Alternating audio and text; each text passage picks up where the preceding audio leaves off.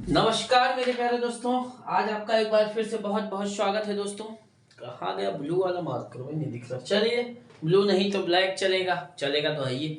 अब ध्यान दीजिएगा, जब हमने आपको पिछली कक्षा में बताया था तो आज हम आपको कैपलर का नियम बताते हैं। कैपलर का नियम, 3 नियम उन्होंने क्या क्या दिया था। सबसे पहले, उसके पहले जानिए भैया, कैपलर से पहले भैया एक टालमी नामक विद्वान था। कौन था भैया? एक टालमी नामक विद्वान था, बकलोल। इसने क्या बताया भैया? टालमी ने, ये बकलोल ने बताया कि भैया सूर्य यहाँ यहाँ ग्रह है, सब ये ग्रह हो गए। सूर्य जो होता है ग्रह का चक्कर लगाता है। ये कौन बताया भैया? टालमी नामक विद्वान ने बताया कि जो सूर्य है वो एक मतलब ग्रहों का चक्कर लगाता है। अब बताइए, अब जैसे कि बात हो गई कि कह दीजिए किसी मतलब अब क्या बताएं आपको। तो ये बड़ा चीज जो है इन्होंने बताया कि सूर्य जो होता है वो ग्रहों का चक्कर लगाता है। उसके बाद भैया कौन आया भैया? अब टालमी गए, टालमी टल से टुल्ल हो गए। उसके बाद आए भैया कापरू भैया, कापर निकस। कौन आया भैया? कापर निकस। कापर निकस ने बताया, ये बकलोल था। कौन? टालमी जो था बकलोल था। टालमी ने ये चीजें बताया, गलत नहीं बताया। कापरनिकस ने बताया कि सूर्य वही रहता है, ग्रह जो है उसके चक्कर लगाते हैं। क्या बताया? कि सूर्य जो है सूर्य वही रहता है, ग्रह क्या होते हैं? घूम रहे हैं। समझ में आया? तो भैया ठीक है। तो टालमिया और कापरनिकस से झगड़ा कर लिए दोनों। बोले यार ठीक है बताया, लेकिन प्रूफवा दे के दिखा। तो ना भैया ये प्रूफ दे पाए, ना ये प्रूफ दे पाए। ये बोल रहे हैं ऐसा, दोनों हो गया झकझक। लेकिन क्या हुआ? उसी में तब से बीच में आ गए भैया कप केपलर। केपलर समझ में आया? वो कैपलर मत समझिएगा जो लगा के इसे पैपिया मुंह करते कैपलर। तो कैपलर आए, इन्होंने भैया सिद्धांत दिया। क्या हुआ? इन्होंने ही भैया क्या किया? सिद्धांत दिया कि हाँ भैया हम बोल रहे हैं कि सूर्य जो होता है वो ग्रह मतलब ये जो होते हैं ग्रह जो होते हैं वो चक्कर लगा रहे हैं। समझ में आया भैया? तो ठीक है, सब तो मान लिए कि भैया चक्कर लगा, लेकिन प्रूफ हुआ दीजिए ना। सब जैसे पुलिस कहती ने भैया हमारे ही चोरी हुई, अरे प्रूफ द प्रूफ हुआ देगा तब तो मानेंगे। तो प्रूफ के लिए क्या हुआ? अब इसके लिए कपलर ने ग्रहों के संबंधी, कैपलर ने जो नियम दिया है, उन्होंने 3 नियम दिया था। कितने नियम? 3 नियम। इसके पहले आप समझ जाइए एक चीजें। उन्होंने कहा ग्रह सूर्य का चक्कर दीर्घ वृत्ति पथ पर लगाते हैं। किस पे? दीर्घ वृत्ति पथ पे। और सूर्य फोकस पर स्थित रहता है। पहला इन्होंने बताया था जो कपलर ने नियम, ग्रह सूर्य का चक्कर लगाते हैं। कौन भैया? ग्रह जो होते हैं सूर्य का चक्कर दीर्घ वृत्ति पथ पर, ये बता रहे हैं भी आपको। ऐसा मत समझ जाइएगा कि सर ये क्या लिख दिए।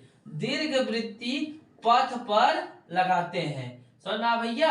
दीर्घ वृत्ति पथ पर लगाते हैं। सूर्य जो है, ग्रह सूर्य का चक्कर दीर्घ वृत्ति पथ पर लगाते हैं। देखिए दीर्घ वृत्ति क्या होता है भैया? अंडाकार समझ लीजिए, है ऐसे हो जाता है।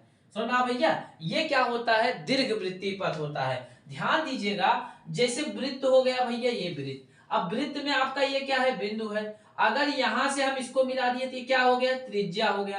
अगर यहां से पूरी लाइन मिला दिए तो क्या हो गया? डायमीटर, व्यास हो गया। अब यहां से अगर हम कोई भी चीजें को दो मतलब परिधि पर मिलाएंगे, वो भी तो आपकी सबसे बड़ी व्यास ही होगी। ये सब बराबर। लेकिन दीर्घ वृत्ति पथ में न त्रिज्या डिसाइड होती है, न ही व्यास उसका डिसाइड होता है। ये जानते रहिएगा। समझ में भैया? तो जो वृत्त होता है उसमें न तो आपकी त्रिज्या डिसाइड होगी, वृत्त में तो त्रिज्या डिसाइड है, व्यास भी डिसाइड है। कोई भी दो परिधि को, परिधि इसी को कहते हैं ना बकलोल, इसको परिधि कहते हैं ना भैया, और इसको वृत्त कहते हैं। तो परिधि जो होती है, कोई भी परिधि एक परिधि से मिला दीजिए तो क्या हुआ? आपका व्यास हुआ। सबसे बड़ी जीवा व्यास कहलाती है ना भैया, बताए तो है। अब यहाँ क्या हुआ? ये जो वृत्त होता है, वृत्त की जगह इसी को थोड़ा सा चपका दीजिए तो ये क्या हुआ आपका भैया? ये समझ में? दीर्घ वृत्ति कक्ष हुआ। क्या हुआ भैया? दीर्घ वृत्ति कक्ष, दीर्घ वृत्तीय पथ। क्या हुआ भैया? दीर्घ वृत्ति पथ हुआ। ये क्या हुआ? दीर्घ वृत्ति पथ। अब इसमें कहा जा रहा है, इन्होंने कहा कि ग्रह सूर्य का दीर्घ वृत्ति पथ पर चक्कर लगाते हैं। ये चीजें नोट कर लीजिएगा। दीर्घ वृत्ति समझ में आया कि नहीं?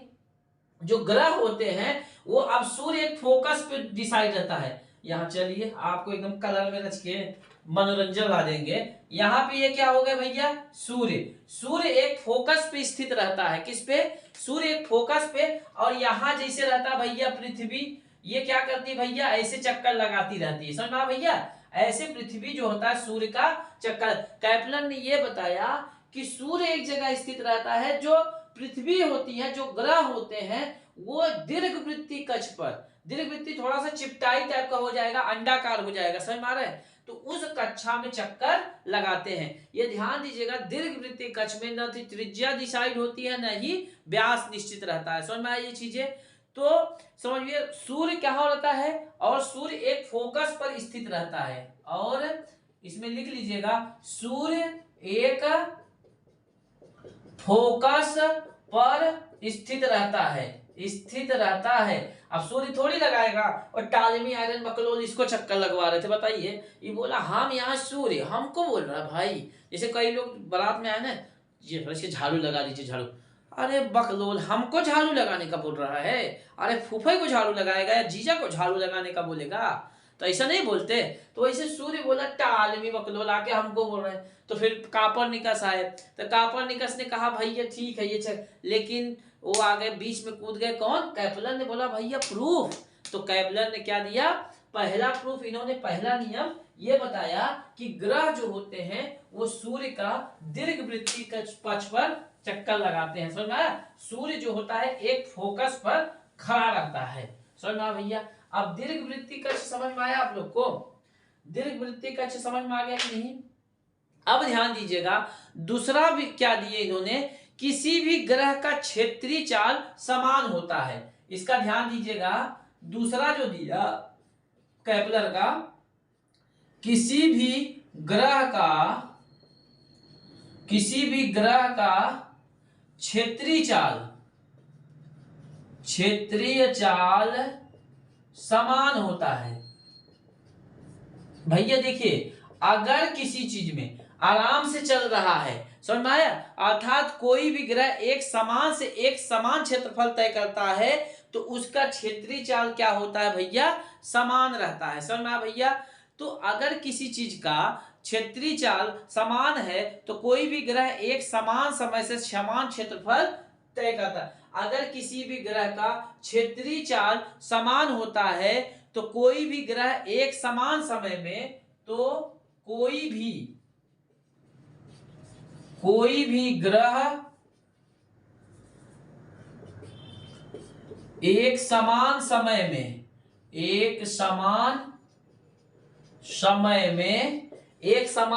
में समान क्षेत्रफल तय करता है, समान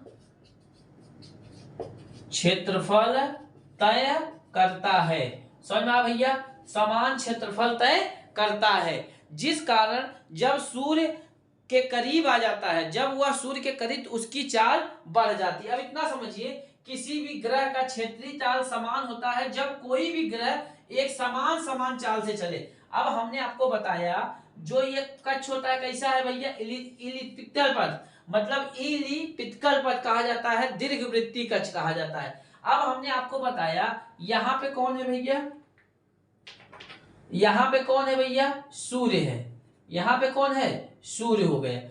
अब यहां से सपोज करिए आपकी पृथ्वी चक्कर लगा रही है, कौन भैया, पृथ्वी चक्कर लगाती है, ठीक है। अच्छा ये बताइए, जब आप हे घुमाते हैं भैया, जब ये घुमाते हैं तो ऐसा मान लीजिए जब वो नजदीक, जैसे देखिए दो रस्सी आप बांधिए, एक में इसका थोड़ा लंबा कर दीजिए, एक पास कर दीजिए। अच्छा बताइए, जब घुमाइएगा तो कौन ज्यादा स्पीड घूमेगा, जो यही पास में रहेगा ज्यादा। अरे रस्सी भैया, एक रस्सी से बना के इसे नहीं घुमाते तो चौनुआ, तो एक मान लीजिए छोटा वाला बना के घुमाए ऐसे, और एक में थोड़ा सा लंबा करके घुमा रहे, तो कौन ज्यादा तेज घूमेगा, कौन जो पास में रहता है ज्यादा तेज घूमेगा। तो भैया वही कहा जा रहा है कि जब यहां से चक्कर लगाता है भैया ना, अब सपोज करिए यहां से पृथ्वी चक्कर लगा रही है, यहां तक लगाई, ठीक है, ये कितने दिन में लगाई, सपोज करिए 1 मंथ में चक्कर लगाई, कितना, 1 महीने में, 1 महीने में पृथ्वी कहां से गई भैया, यहां से यहां तक की गई, कहां तक, यहां से यहां तक की गई, समझ में, मान लीजिए यहां से ये यहां तक गई ना। तो अब ये क्षेत्रफल हुआ, ध्यान दीजिएगा भैया, थोड़ा समझिएगा। देखिए जब अगर पृथ्वी मान लीजिए एक महीने में यहां से यहां पहुंच गई है, कितना, यहां से यहां, तो ये क्षेत्रफल हुआ इतना, इतना क्षेत्रफल उसने एक महीने में तय किया। समझ में, एक महीने में कितना क्षेत्रफल तय किया, इतना तय किया, ठीक है। अब आप बोलिएगा कि यही तो कैपलर का नियम गलत है। क्यों? जब यहां क्षेत्रफल इतना हो गया, अब एक ही महीने में यहां भी तो कम होगा, यहां क्या होगा, इतना ही होना चाहिए भैया।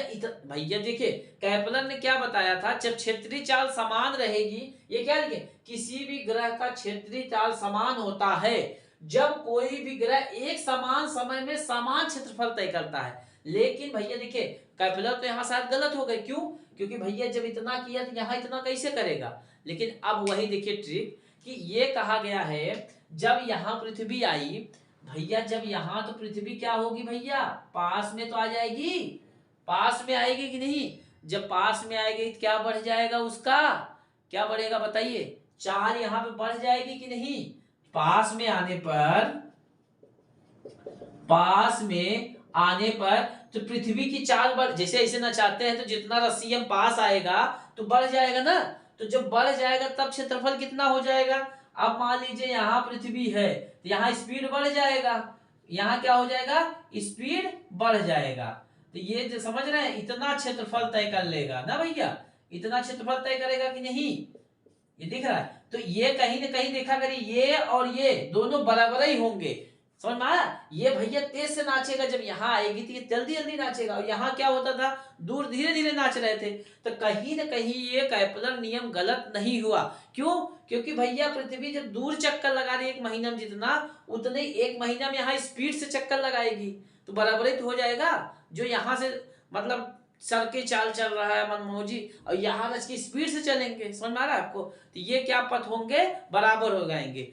जिस कारण जब सूर्य के करीब आता है, जब ग्रह सूर्य के करीब आता है तो उसकी चाल बढ़ जाती है। देखिए जिस कारण ग्रह सूर्य के करीब करीब आता है तो उसकी चाल बढ़ जाती है, उसकी चाल क्या होगी भैया, बढ़ जाती है। समझ में आया कि नहीं भैया। तो क्षेत्रीय चाल समाज होती है, समझ में आया कि नहीं भैया, समझ में आया भैया। क्षेत्रीय चाल समान होती है, समझ में आया भैया। क्षेत्रीय चाल के बारे में समझ में आया भैया।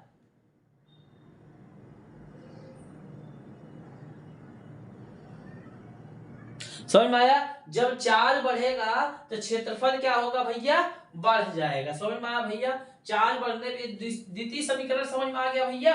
अब आते हैं हम लोग इनका तृतीय समीकरण। द्वितीय समीकरण समझ में आया भैया।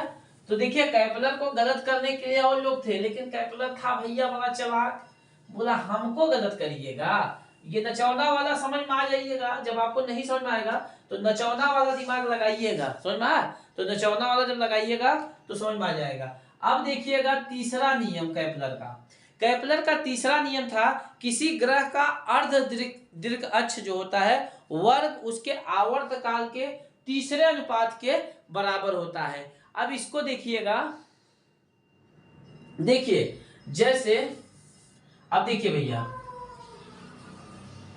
ठीक भैया, ये हुआ अर्धवृत्त काल। अच्छा बताइए, जैसे अब वृत्त जब आप बनाते थे, ठीक है, जब आप वृत्त बनाते थे यहाँ केंद्र रहता था, ठीक है, अब ये कितना हुआ, आर हुआ, ये भी आर हो जाता था। तो दोनों को हम ऐसा लिख सकते हैं, इसको करके 2r लिख सकते हैं भैया, आर आर आधा तो टी हो जाता था। तो इसी हिसाब से इसका जो मतलब इसका जो कक्ष होता है, दीर्घवृत्तीय जो कक्ष होता है उसका भी अक्ष होता है, समझ में आया भैया। लघु अक्ष दीर्घ अक्ष होता है, समझ में आया। तो दीर्घ अक्ष जो होता है यह 2a, मतलब यहां से पूरा कितना मान लिया जाता है भैया, 2a, और जैसे ये लगा दीजिएगा तो इसको 2b मान लिया जाता है, यहाँ सूर्य मान लीजिए, समझ में आया भैया। तो ये केंद्र यहां से नहीं मतलब, लेकिन जो इसका अक्ष, अभी इसको ए पूरा मिला दीजिए तो ए हो जाएगा। तो ये क्या कहते हैं इसी को भैया, दीर्घ अक्ष, समझ में आया, दीर्घ अक्ष, दीर्घ अक्ष कितना हो गया 2a हो गया, समझ में आ भैया। अगर अर्ध दीर्घ अक्ष पूछा जाए, अर्ध दीर्घ अक्ष, अर्ध दीर्घ अक्ष पूछा जाए तो कितना हो जाएगा भैया a हो जाएगा। कितना हो जाएगा a हो जाएगा, समझ में आ भैया। तो ये कह रहे हैं किसी ग्रह का अर्ध दीर्घवृत्त, एक मिनट इसको नोट कर लीजिएगा। अब देखिएगा भैया, किसी ग्रह का अर्ध दीर्घ अक्ष का वर्ग उसके आवर्त काल के तीसरे घात के अनुपाती होते। इसका जो अर्ध दीर्घ अक्ष क्या हो जाएगा a हो जाएगा। अगर ये पूछेगा तो b हो जाएगा। अर्ध मतलब आधा हुआ, सुनना ये पूरा 2a है, आधा अगर a होगा, सुनना। तो कह रहा किसी ग्रह के अर्ध दीर्घ अक्ष का वर्ग, वर्ग हुआ उसके आवर्त काल के तीसरे के समानुपाती होते हैं, समझ में आ भैया। तीसरे के क्या होते हैं समानुपाती होते हैं। किसी ग्रह के अर्ध दीर्घ अक्ष का वर्ग उसके आवर्त काल के तीसरे के समानुपाती होते हैं, समझ में आ भैया। तो ये सूत्र था, अगर आपसे पूछा जाएगा इसी सूत्र पे आप लगा सकते हैं, ठीक है। तो आज के लिए इतने करते हैं भैया। अब जो नेक्स्ट क्लास रहेगी आपकी लिफ्ट में, किसी वस्तु में लिफ्ट का भार कैसे डिसाइड किया जाता है उसको बताएंगे। फिर द्रव्यमान और भार में अंतर क्या होता है। जिसे द्रव्यमान, देखिए हम लोग जितना भी बताते हैं सब द्रव्यमान बताते हैं, कभी कोई भार नहीं बताता। भार बताइएगा तो उसमें 10 का गुणा होगा, समझ में आ रहा है। जैसे हमारा समझिए कि 800 की मान लीजिए मेरा 60 किलो वजन है। अब भार पूछा जाएगा, भार कितना बताइएगा 600 केजी, सुनना। अगर भार, द्रव्यमान तो 60 केजी है लेकिन भार बताइएगा तो 10 का गुणा। ये भार और द्रव्यमान और भार में क्या अंतर होता है ये सब चीजें नेक्स्ट क्लास में बता देंगे, ठीक है दोस्तों। जय हिंद, जय भारत।